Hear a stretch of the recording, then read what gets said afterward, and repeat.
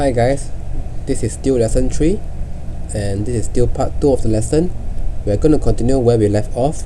So previously in the video we already created this orbiter and this sphere, and we already created animation so that it grows bigger and smaller as it goes near the screen. Okay, I'm going to continue with lesson now.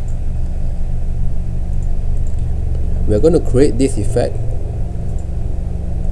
When I click the button, you have the after image of the sphere. Okay, it's very simple. Format background, just change to solid black. Okay, I'm just going to borrow this ball from the previous animation. Just going to use it here. Going to delete the animation. Same thing, we are going to use the donut shape again. Here, hold down shift, great. This time we don't need to make it, okay, we can adjust the diameter to make it not so thick. Okay, this donut shape acts as the pathway for the ball, for the spheres to move side to front. Okay, if you are going to animate the ball like this, you're not going to get a perfect circle. I'll show you what I mean. In order for the sphere to move in a perfect circle, we need them to have a guide. So the ball will have to spin this way. Okay, so what I'm going to do, I'm going to group these two together, Control G. Okay, I'm going to apply the spin animation. Now you see magic. See, the ball will move accordingly, evenly in a perfect circle. Obviously, you will learn previously from the previous lesson. Just need to set transparency to 99 and no outline, and your ball will move by itself. But right now we need to create the after image of it, which is the next step. So I'm gonna go ahead and undo this, close this thing. Okay, right now I need to create a few more of these balls. So I hold down Control, click the ball. No, I need to ungroup them. Sorry, Control Shift G, click on the ball, hold down Control, and drag out the ball.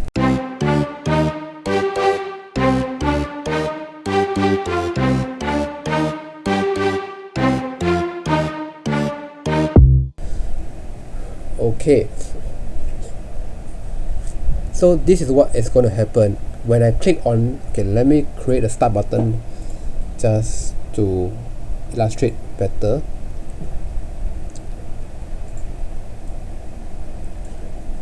Start, make it a little bit more round. For me, as a rule of thumb, buttons should always be beveled, but up to you. No outline. Okay, what's going to happen is when I click on the start button, okay, all these things initially should not be here. When I click on the start button, you only will see one of this ball. Then it will disappear, and the next ball will appear and disappear, disappear, same thing, until this thing will appear and it won't be gone. It will start to spin around. This is how the logic works. Once you know it, it's easier for you to execute.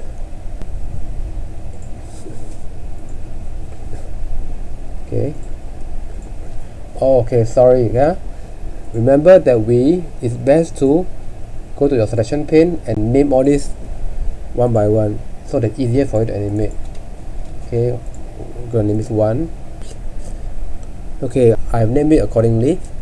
So right now I have already do the fade out animation for this first ball, and it should be on trigger. Let me name this button. So this this ball will fade out on trigger of button. Okay, and it should be a delay, let's say 0.5 seconds. Okay, so after half a second, this first ball will disappear, then followed by this ball will start to appear, fade in. By putting a fade in animation, I actually did two things.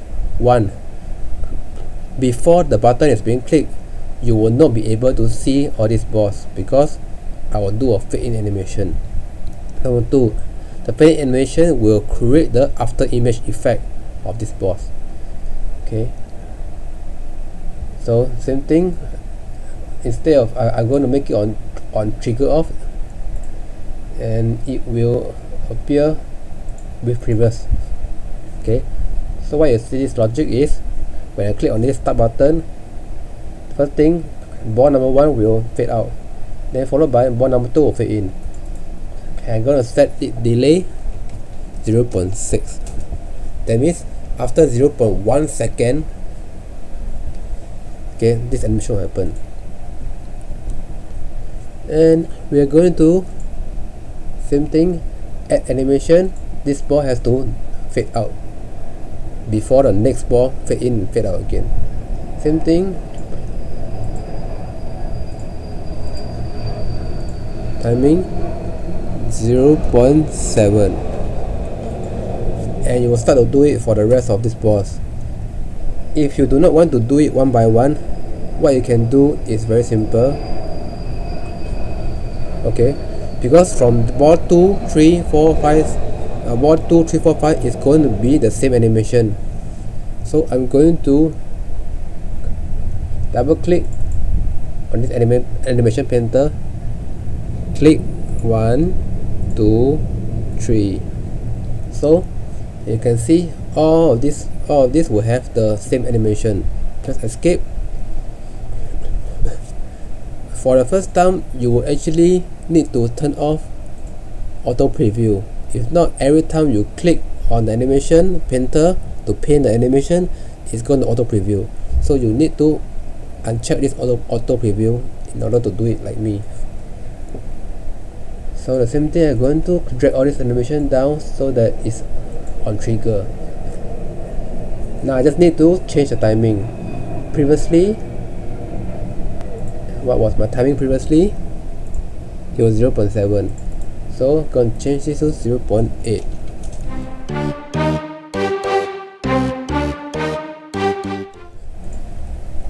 For number 6, I need to group it together with this donut, so that when it spins, the ball will spin accordingly on the motion path. Control G. Okay,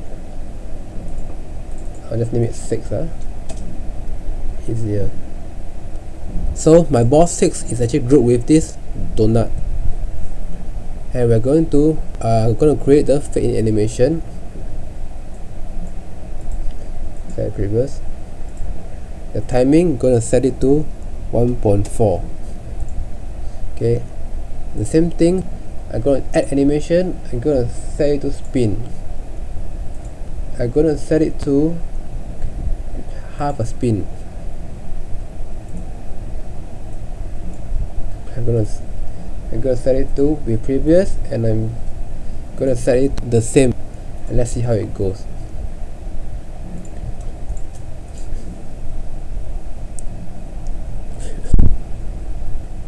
Okay, looks good. Now all I need to do is just hide this donut, set the transparency 99%, no line. Let's try again and see.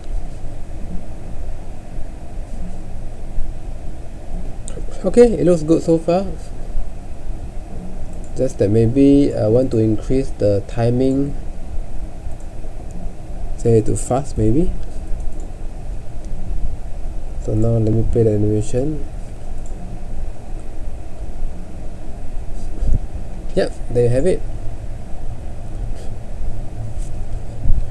So that's it for this part 2 of my lesson 3.